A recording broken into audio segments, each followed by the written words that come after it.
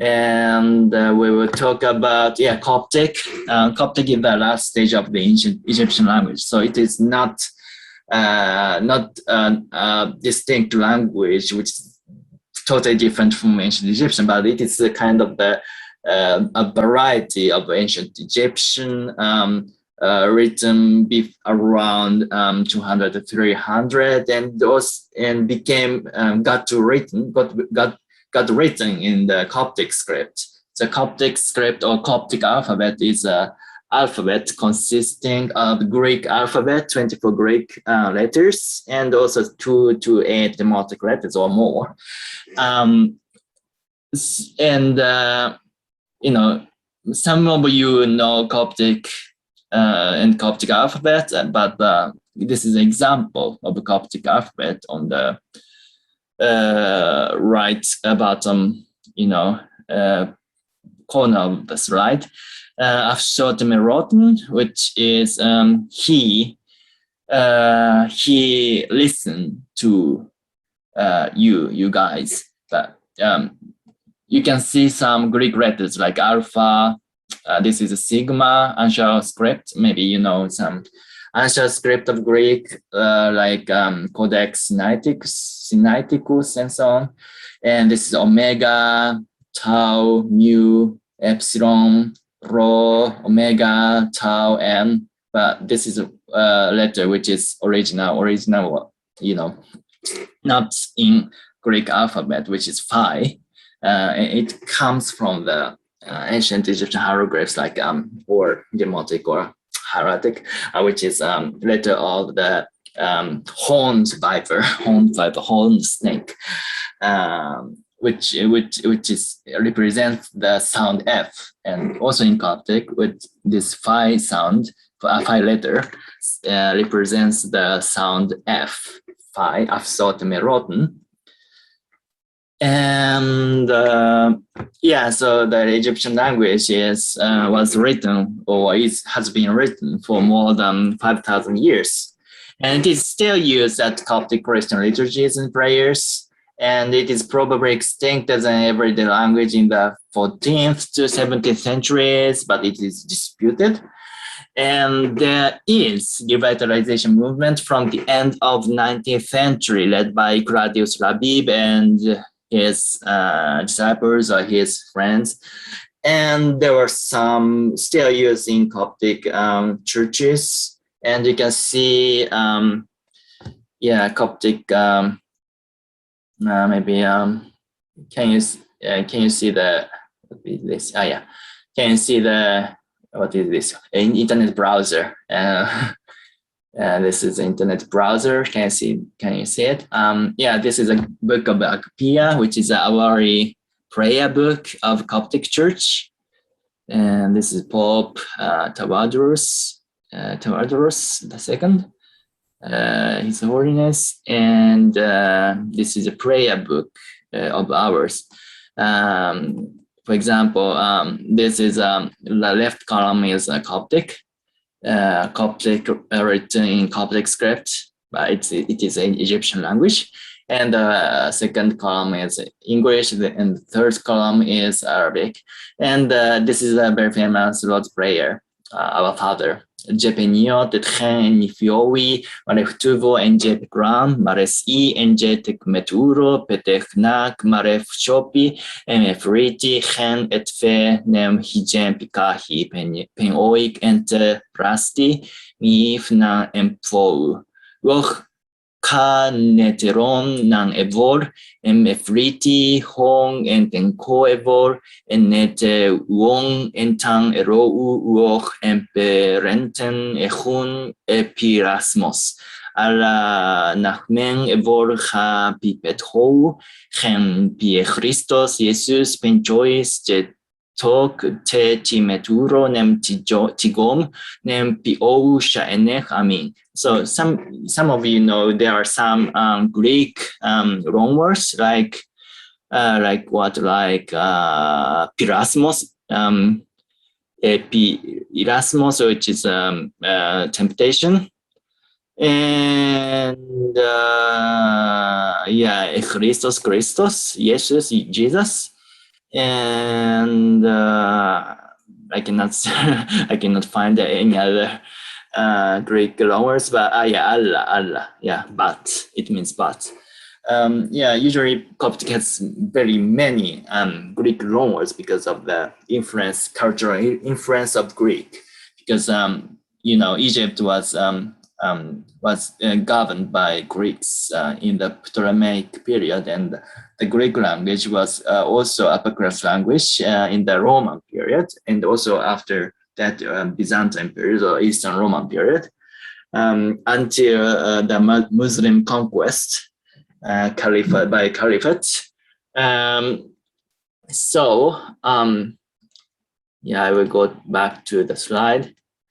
And so yeah, this is a Coptic, one of the fragment of Coptic codices. And yeah, you can read, if you can read Greek, or yeah, many of the letters are identical with the Latin script, Latin alphabet. So maybe you can easily read like Sabatu, Tua, and so on. Tate,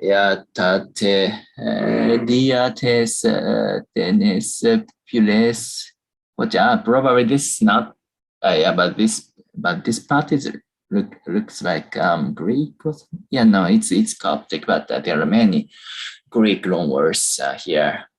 Kyom, to Kyom, and the power. It's Coptic. Punut, the god. Vijaste, she said, and so on. And I'm not sure about Maria. Maria said, "Che is het si anguti himhal." I'm a female slave, a female servant, and so on. Provide of the Lord, and so on. I provide. This is from Gospel of Luke. Not sure, but this famous passage of Saint Mary, I think. And yeah, the history of Egypt, maybe most of you know the history of Egypt, but there are 5,000 years history, so it's very long. And the history of Egypt was divided into many stages. The first one is pre-dynastic, before 3100 BCE, and here comes early dynastic. 300, 100 to 2686 BCE. I think this is from University College London's timetable, but I'm not sure. But in this period, there was a unification of Upper and Lower Egypt, and also the first king is King Namo, but according to Manetho, the first king is Menes, and Old Kingdom, and which has great pyramids, great sphinx. From 22nd to 2600 to 2100 BCE. Also here comes the pyramid text, and then here comes first intermediate period. And here comes Middle Kingdom, the unification of Egypt, and to 2100 BCE to 1600 BCE. And this period is very, very famous for great literature, like Tales of the Tale of not Tales, but Tale of Sinuha, Tale of a Shipwrecked Sailor, Tale of Westcar Papyrus, and so on. And here comes the second intermediate period until 1500 BCE. Invasion of Hyksos was there. And here comes New Kingdom, which is famous for many things like King Tut, Tutankhamun, Akhenaten, Akhenaten, Valley of Kings, etc., or Hatshepsut, the Queen Hatshepsut, and so on, or King Ramses II, and so on. And expanded from which is from 1500 to 1000 BCE, and here comes the third intermediate period, and then late dynastic period. Here comes some Libyan kings, and also Kushite kings, Meroitic kings from south of Egypt, and so on, and many dynasties of foreign powers are in this period, late dynastic period. And then Ptolemaic period, Egypt was being invaded and occupied by the King Alexander III, the Great, and after that, one of the commanders, Ptolemaios, became governor of Egypt and then king of Egypt, and he established Ptolemaic dynasty from 332 to 3 BCE, and the last queen was Cleopatra the Seventh, and she was defeated by Octavianus. She and Marcus Antonius were defeated by Octavian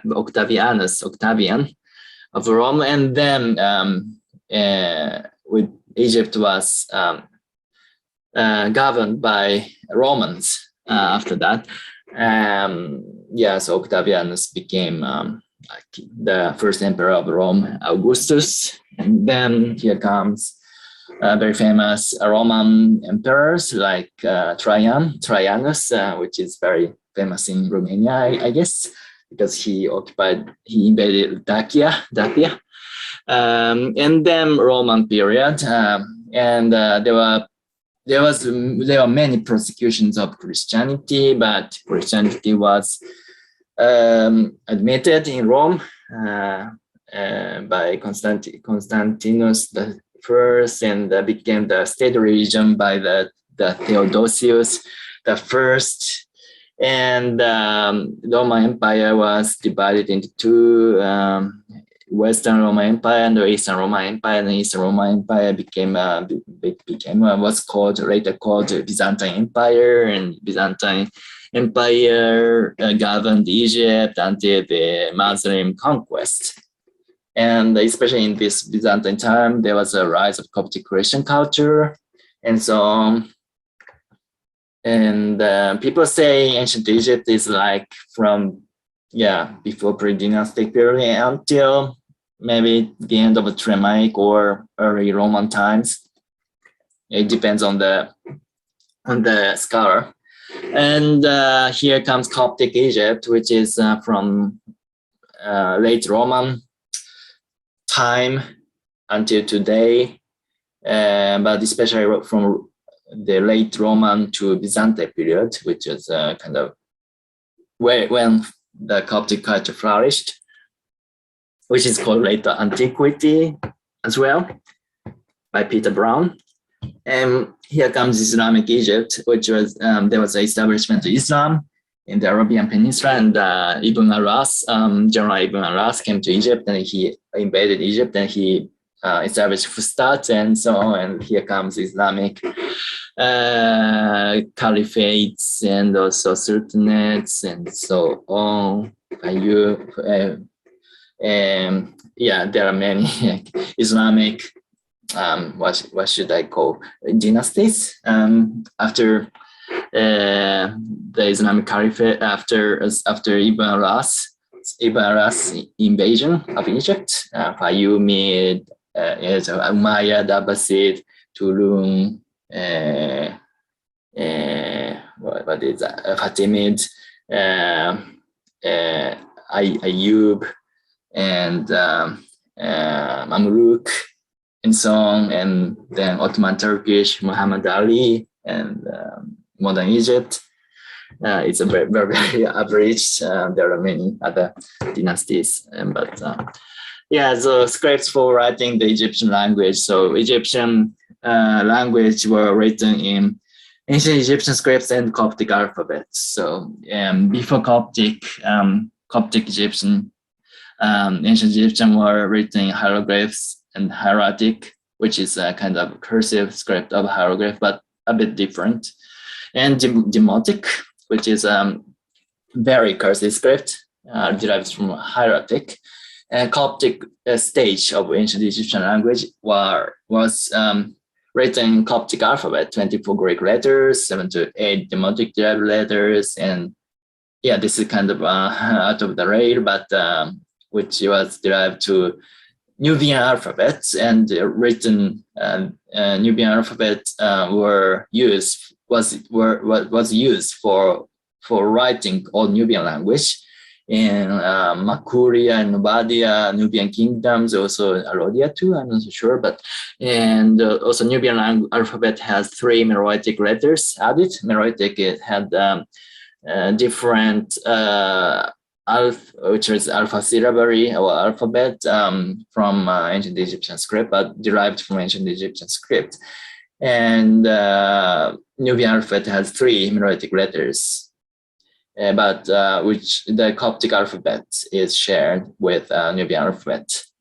Yeah, this is two scripts of ancient Egyptian script and Coptic alphabet, and ancient Egyptian scripts include hieroglyphs, hieratic, and demotic.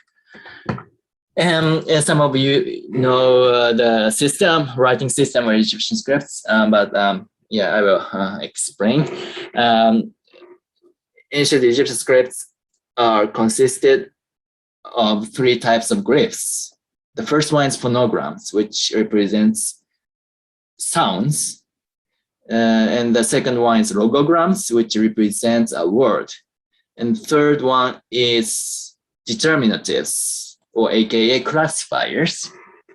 And this represents the semantic category of the word. And it is placed at the end of the word. And the phonograms are consisted of 3 types: monoconsonantal, like this, or maybe you think this means an or, but not. This means just one consonant, m. And there are also biconsonantal phonograms, like this one. This one is actually Senet board game, which was a very famous board game in ancient Egypt, but this also means Senet board game, but usually it is used as a biconsonantal sign, biconsonantal phonogram, and which means 2 sounds, m and n, men. Ancient Egyptian does not write vowels, so we do not know exactly what the vowels of this the words of ancient Egyptian, but some scholars are reconstructing the sounds of ancient Egyptian. But people usually use this very easy way to read ancient Egyptian, like inserting a sound into between 2 consonants. So people say this is mem. So ancient Egyptian has only consonants, so it's very difficult to read, like n or nfr or something, but people insert a, mem, nefer. And also there are some other rules, like to read ain or aleph as a or something, but these are kind of easy way, how should I say, substitution of reading ancient Egyptian. And this one is a logogram representing a word, both its sound and meaning. And this is ra, it is sun, it shapes the sun, but the sound is ra, but actually these are consonants, r and ain, meaning sun, sun god re, sun god ra. Also determinatives, classifiers, which representing the semantic category of the word. And it is placed at the end of the word, like this one. It's a 1 sign, a sitting man, which represents a man or a manly occupation, so on, or the action of sitting. And this one is B1 sign, which means a woman. And yeah, this means only a semantic category of the word. They have no sound, actually. And this is the writing system of ancient Egyptian. And most of the cosmogonical texts were written in hieroglyphs, because the hieroglyphs were used for religious and also ritual, mainly religious and ritual purposes, like this one, the Book of the Dead. Usually hieroglyphs are inscribed on the tomb wall or stele, a small stone inscription. But sometimes, especially for the religious texts like Book of the Dead, the hieroglyphs were used. Like this one, it is kind of written hieroglyphs by ink, a bit cursive, but not super cursive, not super cursive as hieratic. And this is pyramid text. And this is the Shabaka stone, which is from the 7th century BC, I think, and which keeps the Memphite, so-called Memphite theology. It is a very great inscription, which is preserved in the British Museum. And actually, I first time I studied ancient Egyptian. I studied it at University College London, and the teachers are Bill Manley and Jose Perez Asino, and they brought us, the students, to British Museum, and we read this Shabaka stone, through our eyes, and it was a very great experience for me. And this Shabaka stone is a very important document to know the Memphite theology, like myths from Memphis, with Ptah and the Ennead and so on. I will explain it later. And how to study these languages and glyphs. Probably you already studied at university classes at the University of Bucharest, maybe with Professor Tatmir, I'm not sure. Also, there are many textbooks and grammars, like in English or in German, or in French, maybe in Romanian or in Polish. I believe there are many textbooks in Polish and also Romanian, I guess, but also in Japanese too. Also, there are many online materials by Egyptologists and Egyptomanias. And there are also online study groups. I'm attending the study group by Professor Boyo Okinga in the Macquarie University. It is online, so I can participate from Japan in Australian online lectures. And there are many good books like this one, Complete Middle Egyptian by Richard Bussmann from University of Cologne, and Bill Manley, my first hieroglyph teacher at UCL, Egyptian hieroglyphs for complete beginners, and How to Read Egyptian by Macquarie and Bill Manley, and Richard Parkinson, I guess, and also Middle Egyptian. This is a grammar book by James Allen. This is the very latest one. And there are so many materials. Also, there are some online materials like Bibliotheca Alexandrina, which is a library built by UNESCO and the Egyptian government, I think. And they make hieroglyph step-by-step web page, which is you can freely access this website. There are some small mistakes, but actually this one is very, very nice and very clear teaching of ancient Egyptian and hieroglyphs. Also, Daniel Werning, a German scholar, who is, I think, one of the chiefs of the Thesaurus Lingua Egypte project, and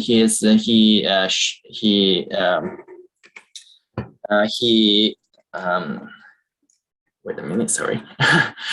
He is putting his grammar book on the homepage of the Topoi, Daniel Werning, Topoi, Mittelegiptisch. You can. I'm not sure where it is, but you can find it on the web. And it is very nice grammar if you can read German. So so these are very nice online materials.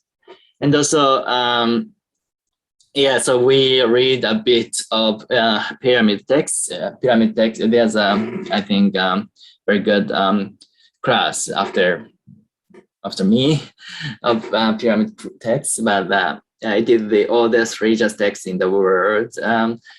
Maybe it's very difficult to say that, but the actual pyramid text from the time before the pyramid texts were inscribed. So it contains very old, older religious texts before the pyramid texts were inscribed. So yeah, people say it is the oldest religious text in the world, oldest written religious text in the world, or oldest written burial text in the world, or something. And it is the biggest corpus of old Egyptian language, and it is extremely important in Egyptian religious studies and linguistics. And where it is written on pyramids in Saqqara. There are some pyramids which contain pyramid texts, but probably if you are not Egyptomania or Egyptologist, maybe you do not know them. Great Giza pyramids, great pyramids in Giza do not have pyramid texts.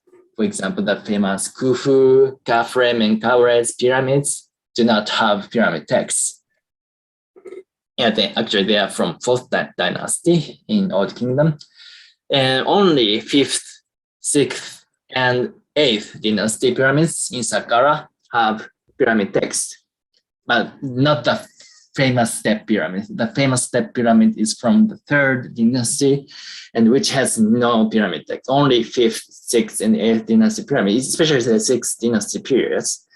The kings who have pyramid texts in their pyramids are Unas, King Unis. He's the last pharaoh of 5th dynasty. And King Teti, Pepi the first, Menkaure, Neferkare, Pepi, and so on. They are kings of 6th dynasty. And also one pharaoh from 8th dynasty in first intermediate period, Kakare Ibi. Also, there are pyramids of queens which have pyramid texts, like a wife of Pepi the first, a wife of the Pepi the first, or for wives of Pepi the second. How can I? Oh yeah, sorry. This slides are very heavy because I put so many photos inside it, so it's a bit difficult. Oh, wait a minute. Second. Yeah. This is the most stable, and. So I will show where is the Saqqara. If you go to, can you see it? I'm not sure whether you are seeing it. It is, wait a minute. Sorry. I think this is a Google map. This is the Earth. You can go to, oops. It's very heavy, sorry. And here's Japan, somewhere here, where I am now. This is the Pacific Ocean. And here's the Asian continent, and here African continent, and here Egypt, and Romania is here, also Poland. And also, many countries in Europe and Western Asia and so Russia and so on. And here's Egypt, and this is the River Nile, which is very vivid. It is from Lake Victoria and from the Lake Tana in Ethiopia, Lake Victoria in Uganda, Tanzania, Kenya, and so on. And it comes into the Mediterranean Sea. I put so many stars because I went there. And Egypt is here, and this is Lower Egypt, Egyptian Delta, and Nile Delta. Here's the Fayum Lake, and here's Upper Egypt, and here's Sudan. There's a dam, lakes made by dam, Aswan High Dam, and so on, Lake Nasser, and here's Sudan. This place of Nubia. And there was a Meroitic kingdom and so on, and his Khartoum, and the Nile is the Blue Nile from Ethiopia and the White Nile from Uganda and so on joined here, Khartoum, and then but here is Aswan, and here's Luxor, which was Thebes in the ancient time, and here's Cairo, which is between upper and lower Egypt. And Saqqara, where's Saqqara? Saqqara is around here, which is very close to Cairo, but probably 50 minutes or something by car. And here is a very famous Giza pyramid. And the Saqqara is here. The very famous Giza pyramids are here, very vivid. The Saqqara is in the south of Giza Plateau. And Saqqara is here. Here's a very famous pyramid of Djoser, Nicheriket, and this pyramid of Unas. Also pyramids of Pepi the first and Pepi the second in the south, like this. And most of them are not complete pyramid, but kind of not destroyed by the nature. I think they're destroyed by nature, by wind and so on. And also pyramids of Teti and so on are there. So here's a Saqqara. And wait a second. It doesn't work. It is very, very heavy. Wait a minute. Go back to the slide.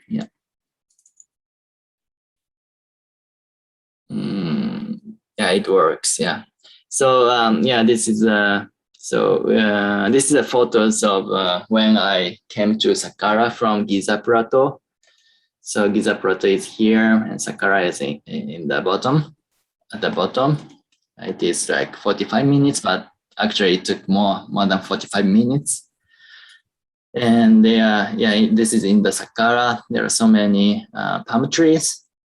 And this is we are going to the pyramids, and the pyramids are on the kind of plateau, so it is a bit higher than the city of Saqqara. This is a city or villages of Saqqara, and these are villages there. And there are many palm trees, like this. I can do the presentation. I'm not sure. Wait a second. Sorry for a technical program because it's super heavy. Oops. Right. And this is on the plateau of Saqqara. And it's desert, and here comes Pyramid of Djoser, the Jericho Step Pyramid, and this is a temple in front of the Step Pyramid. This is Step Pyramid. This is a village of Saqqara, but in the far side, and here's some temples and so on. And in the west, it is total desert. And here comes Pyramid of Unas. Pyramid of Unas, what it is? Pyramid of Unas has the first pyramid text. And he was the last pharaoh of the 5th dynasty. And if you go there, you can go inside the chamber, burial chamber. This is me. There are some dogs. And here comes, you go into the chambers of pyramid, inside the Pyramid of Unas. And in the chamber, there are so many hieroglyphs, and it is indeed the pyramid text. And there are three rooms. This is the first room. And if you go inside, this a small doorway. You can see that this is a sarcophagus chamber. There's no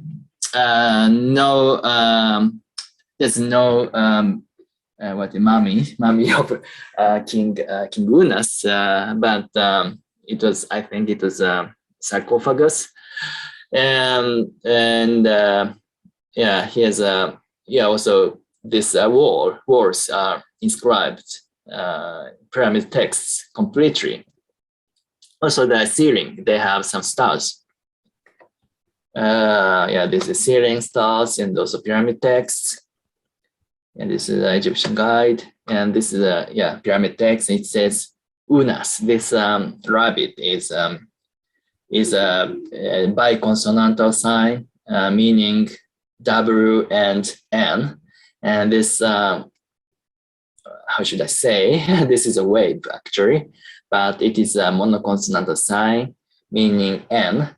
And these two are monoconsonantal signs, E and S. So when is, but yeah, when N is, but this is a phonetic complement. You learn from some hieroglyphs courses somewhere, but it is a bit difficult. But there's such a system in Japanese too. But when and is, but it is when is, unas. Yeah, this is unas, Osiris, usir, unis, Osiris, unas, and so on. And yeah, this is the pyramid text. Many hieroglyphs, pyramid text, and this is a chamber which is not inscribed by pyramid text. Third chamber, I'm not sure, but there are some graffitis by modern tourists, I think. And it's me, and this is a step pyramid. But this step pyramid is pyramid for King Joseph or King Nechereket. But this pyramid has no pyramid text. Some Egyptian guys climbing, but I think it is prohibited. There are some pyramids around Pyramid Joso, and this is behind the pyramid of Nechereket and King Joso. You can see a statue of King Joso Nechereket. And this is the desert. These are American Egyptologists who I accompanied with. And so just maybe you got some concrete image of Saqqara and also Pyramid of Unas and pyramid texts. And there are several nice internet sites like Pyramid Text Online. And you can see map of inside the Pyramid of Unas. You can see the photos of the inscriptions, and also you can see some English translations, and also library and photographs and so on. And this site is very, very nice website. I really love it, and I also show it to my students. And also there are many great materials, online materials made by James P. Allen. He is a very famous Egyptologist. He's a professor of Egyptology at Brown University in the United States. I want to here. Yeah, it makes it bigger. Okay. These are actually online material, so you can download it freely, and it is legal, not illegal. It is legal online materials. For example, new concordance of pyramid text, which is very, very nice material. This one, a new concordance. You can see in the volume 1, you can see the transcription of Egyptian texts, pyramid texts in Roman alphabet, which is used by many scholars. And maybe it is very big file, so probably it takes time to load it. You can see it later. But if you Google pyramid text concordances, you can find it, I think. And also, it is very heavy. And also you can read German. If you can read German, you can also read pyramid texts at Thesaurus Lingua Egyptiae, which was made by Berlin-Brandenburg Academy of Sciences and Humanities. And this is also very, very nice website, Thesaurus Lingua Egyptiae.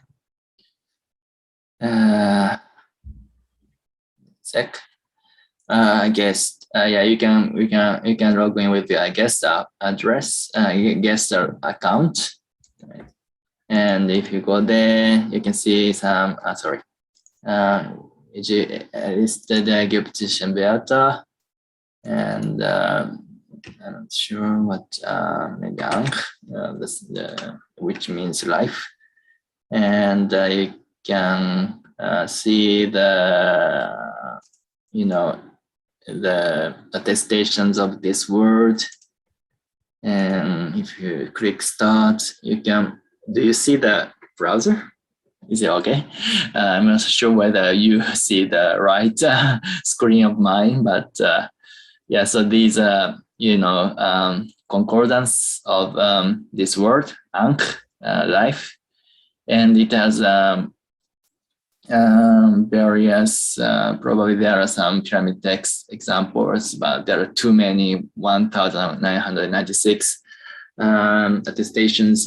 Yeah, it takes time, but you can see it later. And you can, yeah, also it has very nice, how should I say?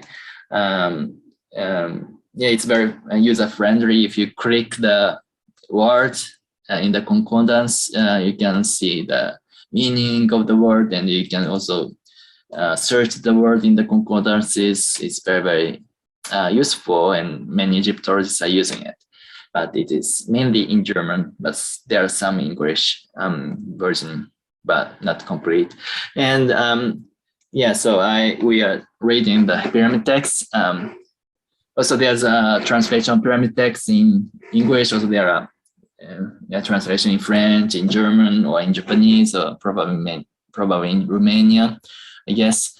But yeah, and this is the most accessible one. We can purchase it online probably. And yeah, these are Enneads. In this book, Alan said Ennead is originally the 9 gods incorporating the physical creation of the world: Atum, Shu, and Tefnut, Geb, and Nut, Osiris, and Isis, Theth, and Nephthys, known as the Big Ennead, Paget art. Also a term for any number of gods conceived as a group, and for all the gods as a whole. But this is a kind of Lower Egyptian myths like Memphite theology, or not Memphite, but Heliopolitan theology, which is a famous Ennead, is included. And first, there was a chaos, nui, watery, the universal ocean existing before the world was created and source of all water. But here comes Atum, and he's kind of male, both male and female, and he masturbated, and he created Shu and Tefnut, to one god and one goddess. And he also showed, he found the Benben stone. I think Professor Tatomir showed it yesterday. And yeah, Benben is the first land raised from the chaotic ocean, Nu. And Atum arrived there, and he masturbated, made 2 gods, Shu and goddess Tefnut. Shu is a god of air. The atmosphere. Shu is it means empty or void, and the atmosphere that keeps the waters of Nu from flooding the earth, together with Tefnut, the first 2 evolutions of atoms, the creation worshipped as dual lion, father of Geb and Nut. And then, yeah, you heard it, Benben enclosure with Benben, designation of the solar temple in Heliopolis, or part of it. The Benben was a pyramid-shaped mound symbolizing the first land the other, I'm not sure, symbolizing the first land that appeared from new and the creation. In his first rising above this mound, the sun was envisioned as a bird, Benu, conventionally translated as phoenix. And this is from James Allen's Ancient Egyptian Pyramid Text. And he explains like this: since it was predicted on the sun's daily cycle of death and rebirth, the deceased on afterlife was envisioned as a journey in company with the sun. The Egyptians understood the solar circuit as a circumnavigation of the world by boat. They saw the world itself as a finite space bounded by land and sky. These two elements were personified respectively as the god Geb and the goddess Nut, whose genders reflect the Egyptian words for land, masculine, Ta, and sky, feminine, Pet. So Egyptian, ancient Egyptian Coptic, and the earth is masculine and the sky is feminine. It's the reverse of the Indo-European myths, I think, but German Sonne, die Sonne is feminine and das Mond is neuter. But in Greek, Helios is sun and it's masculine, and the earth, Gaia, Ge, is feminine. Also in Latin, Sol is masculine, the sun god, and the earth, I don't know, earth. In Latin, I forgot. Sorry, I only know Greek, Gaia, Ge. But I think maybe some of you know, in Romania, I think the sun is feminine and the sun is masculine and the earth is feminine. I think the mother earth, but in German it's different. But in the Italic or in Greek mythology or language, the earth is feminine and the sky is masculine. But in ancient Egypt, it's reverse, upside down. Sky is feminine and the earth is masculine. And this world was thought to exist within an infinite ocean called New Waters, which was kept from engulfing the earth by the atmosphere, incorporated in the god Shu, whose name means both void and dry. The sky was seen at the surface of the cosmic ocean, where it met the atmosphere. The sun's daily journey through the sky therefore required a boat known as the day boat. It's from James Allen. So this is a picture of sky and the earth. Maybe it is a bit cut here, but here is a sky goddess Nut, this big woman, and here's earth god Geb here, and here's their fathers. They are actually sister and brother, but they are also wife and husband, and they are too intimate. They are loving each other too much, so their father Shu separated this god, heavenly god Nut and earthly male god, heavenly goddess Nut and earthly male god Geb, and he inserted between them. He was he's a bit troublesome father, but this explains why there is air or atmosphere between the heaven and the earth. So this is Shu is a god of air or atmosphere, and this goddess, his daughter Nut, is a goddess of heaven, and this male god Geb is actually his son, but is the earthly god. So there's an atmosphere, air between heaven and earth, and this atmosphere, air, is the god Shu. And so Heliopolitan mythology, this is one of, there are some varieties of myths in ancient Egypt. The most famous one is Heliopolitan mythology, which is made or like formed in the in the religious center in Heliopolis. And also there's a kind of derivation of Heliopolitan mythology in Memphis, which is called Memphite theology, but Memphite and Heliopolitan theology are very similar. And they are kind of main mythology, especially in the lower and lower Egypt. And there are some southern varieties like Heliopolitan mythology, which is very different because the first gods are Ogdoad, 8 gods, and the 4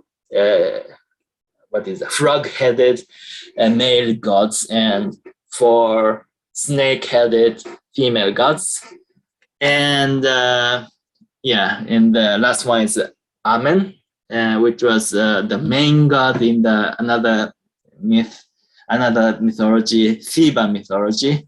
The main god of Theban mythology is also in the Heliopolitan mythology, but which is very far from Heliopolitan and Memphite theology. And this is Heliopolitan theology.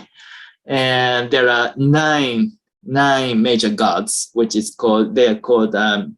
Ennead is from Greek number 9. It came from Greek number 9, and it is called Besejet in ancient Egyptian, I guess. And the creator god is Atum, the first god, and he's kind of androgynous, like male and female, and later combined with sun gods like Ra and Khepri, so sometimes called Atum Ra.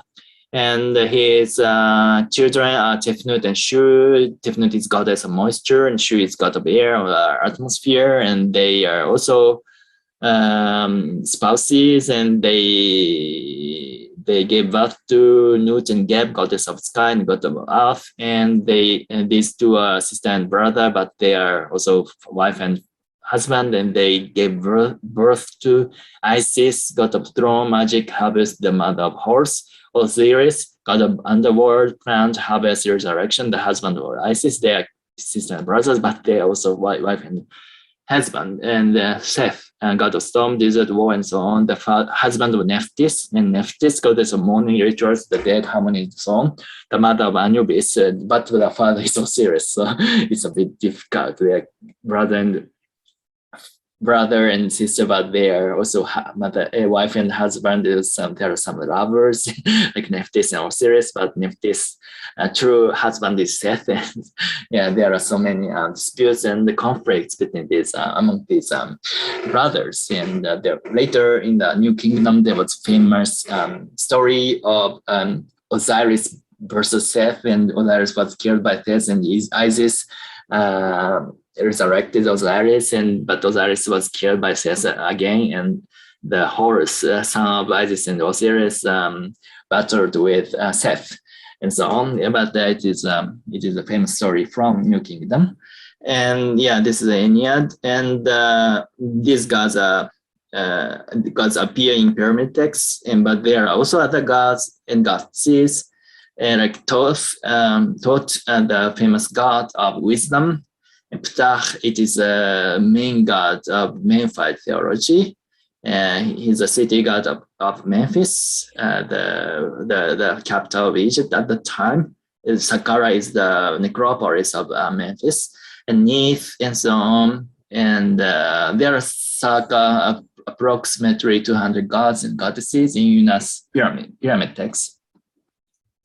Sorry, I will end this lecture in like 20 minutes, I guess. And these are from Alan's material, concordances, and his translation. But there are, I did not find clear cosmogonical exegesis in pyramid text, but there are some passages which perhaps include some cosmogonical explanation, like this one. It's from Pyramid of Neith, one of the queen of Pepi the first or Pepi the second, I forgot, but 548 recitation of greetings, waters that shoe fetch and hair of the trickle bore. in whom Geb cleaned his limbs when minds were pervaded with fear and hearts were pervaded with ferocity, who were born in new when the sky had not yet come into being, when the earth had not yet come into being, when the establishment of the world had not yet come into being, when disturbance had not yet come into being, when the fear that came into being because of horse eye had not yet come into being. This is perhaps not the cosmogonical dates, but the first one, like water that should fetched and air of the trick ball in whom gave the earth, cleaned his limbs when minds who were pervaded with fear and hearts were pervaded with ferocity, who were born in new. New is a chaotic water, the primitive water, when the sky goddess Nut had not yet come into being. So it means that the time of creation, maybe before the sky and earth had not yet come into being.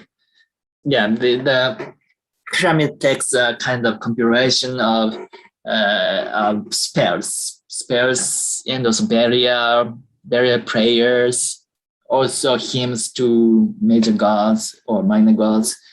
So they are not so systematized.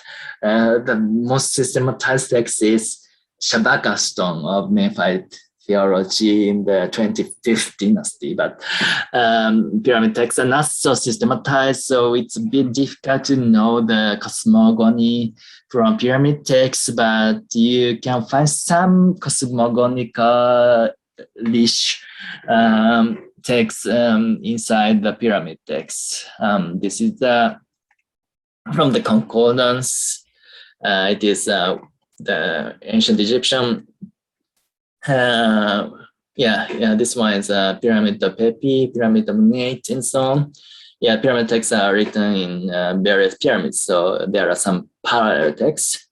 And this concordance is put the parallel texts horizontally together. And this is when pet, sorry, I have to make bigger. Yes, when pet, when ta, when ye tepehu, tepeter, when ye nemetut, nenu, sefuhehi, nemetut, it's different. Sefuhehi, and what is that? Sefuhehi, nemutut, Yahoo, I think sunlight. Wa pujedra neb, ra neb, and so on. Janine nu depi wa I peri I yerpet. Yeah, it's from here to here. It's a pyramid text, and this kind of drawing like transcription of pyramid text written in pyramids. And this is a Romanized transcription, but it is only sounds like consonants written here. For example, pet is, oh, sorry. I want to make it bigger.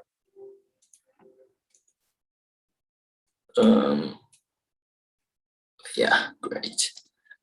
So this is pet. This is one is monoconsonantal sign, means p, p. This one, this box, and this, I don't know, half circle is actually bread, but it means one consonant, t. And here's a classifier or determinative. Means sky, or this is the ceiling of the heaven, sky of heaven, and this means pt in the classifier, and it makes a word pet.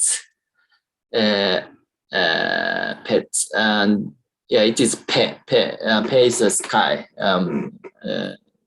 In Coptic, probably it means nut. The nut is also another word, but they both mean heaven or sky. And yeah, and so sorry, somebody say something. And yeah, this one is a word logogram ta, which means off. This is a horizon, and so probably these are cones, and not cones, but how should I say? Yeah, some products of harvest, plants, and so on. I forgot the English word. Okay, and sorry, it's a bit difficult to show it. So this one, when this is two biconsonant sign, and this one is monoconsonantal wave, and when ta. So when is opened, it means opened, has been opened. So pet, so heaven has been opened, and when ta, earth has been opened, and so on. You can read like this. So, but not so difficult, but the meaning is very difficult because these are spells, religious spells. Yeah. And so, yeah, I can show you some other cosmogonical texts, but we don't have time, and we go to Coptic stage. Coptic is, so it is written in Greek alphabet and plus some demotic signs, demotic letters. Egyptian language written in the Coptic alphabet. Greek alphabet is very demotic derived letters. But the word Copt came from Aegyptus, meaning Egypt in Greek, actually. It came into Arabic language, and the Arabs called them Kubti or Kipti Copts. But it actually derives from Aegyptus, meaning Egypt. Also, Aegyptus came from ancient Egyptian Hutkaptah, which means the house of the god Ptah, which is the name of Memphis. And this Coptic language is still used by Coptic Christians today, until today. And many Coptic Orthodox Christians texts from the antiquity are preserved in Coptic language, but you all know the cosmogony taught by Coptic Orthodox Christians. So yeah, I know many Romanians, most of the Romanians are Romanian Orthodox Christians, and you probably know, you all know Genesis, how the world is created by God, taught by Genesis, taught by Old Testament, Judeo-Christian tradition. So I don't explain about it, but there are some unique cosmogonical texts in Coptic, written in Coptic, or translated into Coptic from Greek or from Syriac or Aramaic, Gnostic and Manichaean texts from the 3rd to 5th centuries. Also, there are some digital tools, Coptic Dictionary Online, Claremont Coptic Encyclopedia, Coptic Scriptorium, it is a Coptic text corpus, and Marxian software, Encyclopedia Iranica for Manichaean text, and Coptic in 20 lessons by ventilating, which is accessible from archive.org, but yeah, you can find it right here, and they're very, very nice. And there are Coptic Gnostic texts. This is there was a kind of religious movement called Gnosticism in the late antiquity, especially in the 3rd to 4th centuries.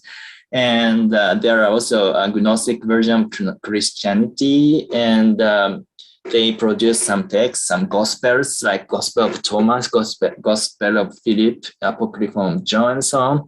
And the biggest corpus of this Gnostic Christianity or Gnosticism is Nag Hammadi, so-called Nag Hammadi Library, which was found in Upper Egypt, Nag Hammadi, 50 years ago, or 70 years ago, in 1950. Or 40s, maybe I mistook, but I'm not sure. And there were 52 Gnostic treatises in this 13 codices of Nag Hammadi library, like this. These are codices of Nag Hammadi library. And yeah, also there are Gospel of Thomas, Gospel of Philip, and so on, very famous texts. Also, there are Hermetical texts like alchemistic texts like Asclepios, and also Coptic translation Plato's Republic, And there are also other Gnostic texts, for example, Pistis Sophia, Gospel of Judas, etc., but they are not included in Nag Hammadi library. And yeah, you can find great explanation about this in the Claremont Coptic Encyclopedia.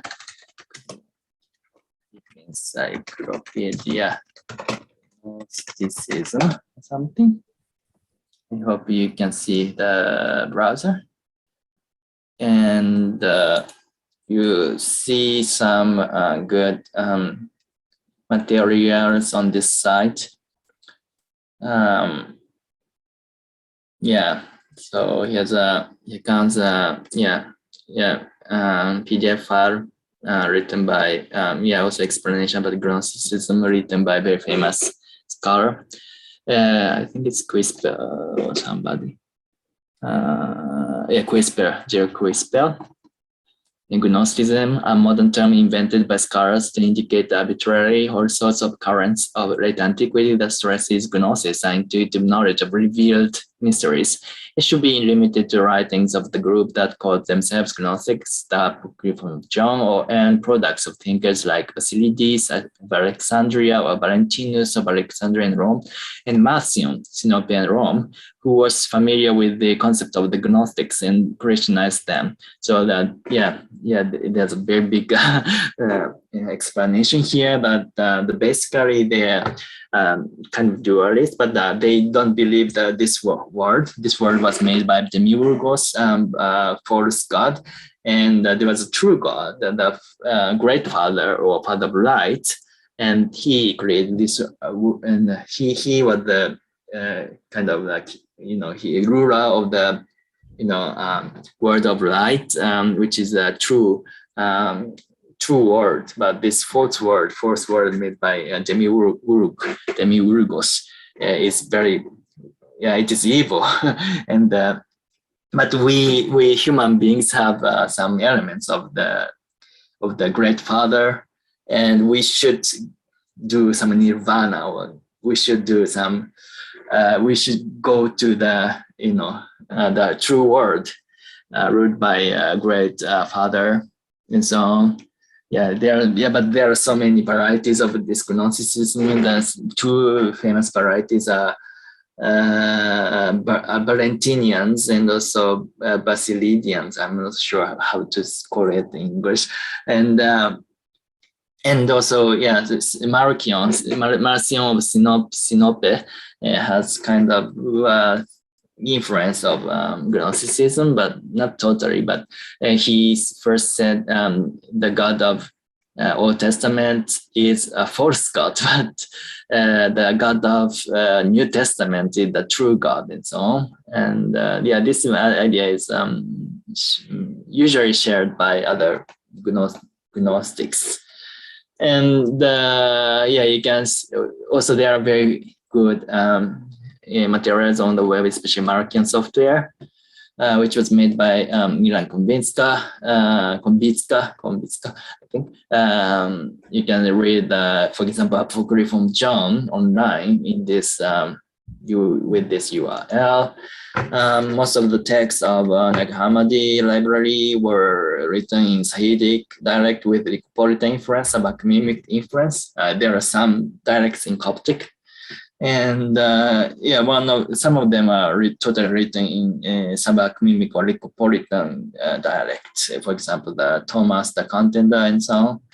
And you can read some Nag Hammadi text at this Marcion software website, like this one, and you can, this is English translation. There are also Czech translation in this site, but here's a Coptic, and this is a word meaning of the word, and so on. Then you can also click here, and you can see the meaning of the word in the Manichaean software. Sorry, I will end this lecture soon, but wait a minute. Maybe it doesn't respond, but usually it responds.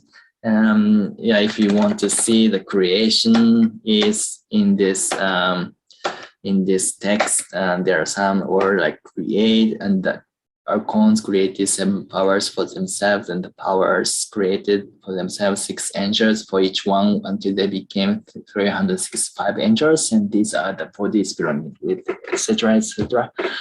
And for example, because of the word, Christ, the divine autogenes, created everything, and the eternal life, and his will, and the mind, and the foreknowledge, attended and glorified the invisible spirit and Barbelo, for whose sake they had come into being. And if you click here, you can look at Coptic text. Puon hude shaene hempe fuo shua ao punus mentu prognosis. Maybe this one is a bit different. Wait a minute. Where's creation thing?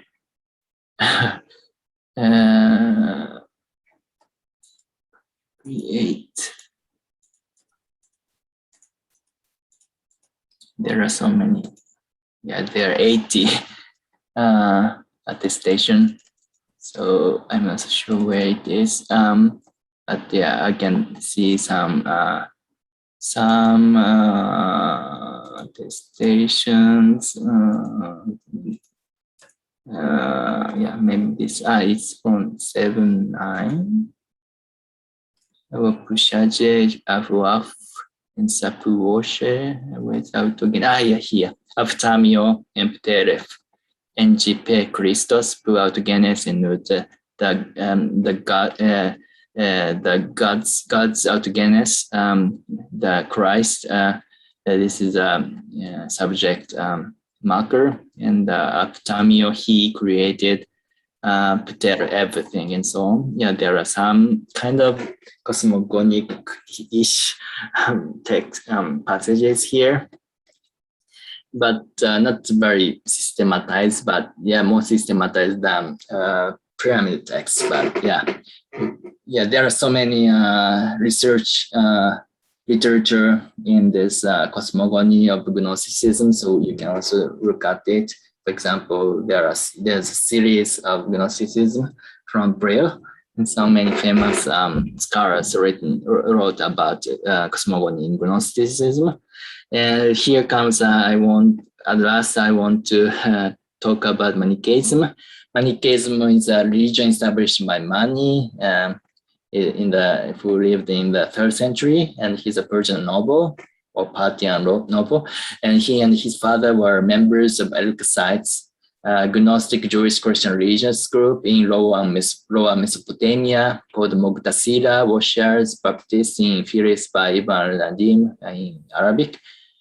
Yeah, he and his disciple spread their religion in Sassanid Persia, Egypt, India, and Central Asia. And his religion was influenced by Gnostic Christianity, Persian dualism, like light versus darkness, and Buddhist organization system, because he also went to India, and like Sangha, 2 members, elects and heirs. Elects are like monks and nuns, and here as a lay person.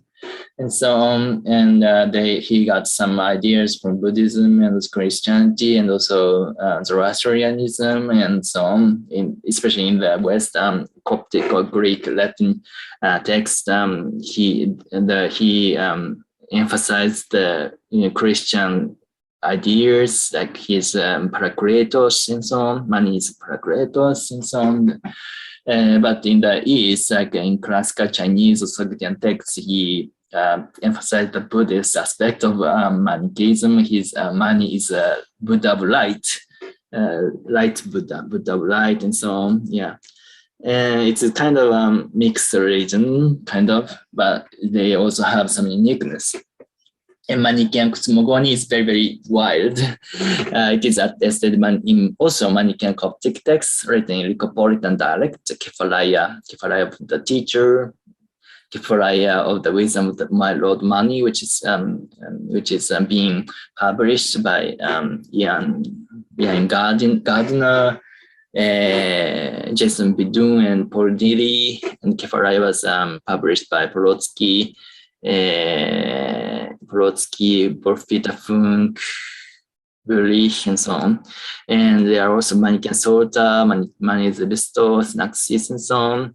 And yeah, this is from southern China in the Yuan dynasty. Manichaean texts are also attested in Pahlavi, Middle Persian, Greek, Parthian, Sogdian, or Uyghur, Classical Chinese, Greek, Latin, Tocharian B. Sorry, it is a mistake. Tocharian B and Coptic.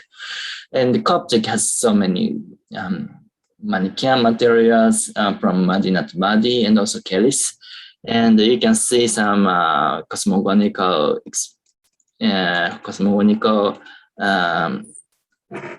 things in this Encyclopedia Iranica, which is very, very great encyclopedia, but mainly about Iran. But it also has very good explanations about Manichaeism, also including Coptic Manichaean texts. You can see Cosmogonia, Encyclopedia Iranica, and Cosmogonia and Cosmology. And yeah, so you can see the Cosmogonism, Zoroastrianism, Mithraism, Manichaeism, and so on. The Manichaeism has very good explanation about Cosmogonia. There are some heaven. There were kingdom of light and kingdom of darkness, and they had war against each other every time, and so on. The kingdom of light was ruled by the light father, a great father, and so it's like Gnosticism, but dualism. It is war. That this world is war of between light and darkness, and we have some elements of light, and we have to eat melon and cucumber because they have much more light elements, and we should go to the world of light, kingdom of light, and so on. Yeah, and you can also know the Manichaean doctrine from this text, but I cannot go into detail. And I want to end my lecture. Mulțumesc mult. Dziękuję. Thank you so much.